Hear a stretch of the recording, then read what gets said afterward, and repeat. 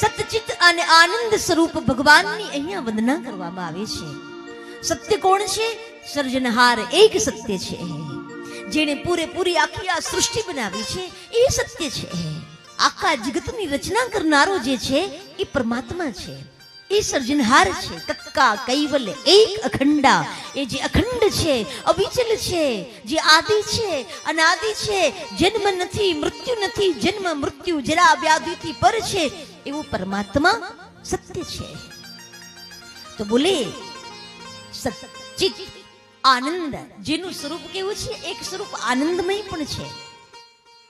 અખંડાનંદ, પરમાનંદ, નિજાનંદ. જે આપણે આનંદ, આનંદ શબ્દનો અર્થ બહુ વિશાળ છે. ખુશી અને આનંદ એ બેમાં બહુ ડિફરન્ટ છે, બહુ એની વ્યાખ્યા જુદી છે.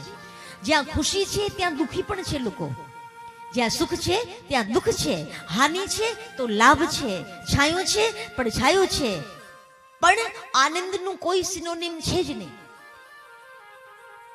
એનું કોઈ સમાનાર્થી શબ્દ છે જ નહીં. આનંદ એટલે આનંદ. આનંદ પછી તો પરમાનંદ હોય, બ્રહ્માનંદ હોય, નિજાનંદ હોય, એ ઉચ્ચ કક્ષાએ જતું જાય. નીચેનું લેવલ કોઈ છે જ નહીં. એટલે મેં ગઈકાલે કહ્યું ને, આનંદમાં રહેવું. અને વ્યક્તિ આનંદમાં ક્યારે રહી શકે? જો એને અધ્યાત્મનો પથ પકડ્યો છે તો.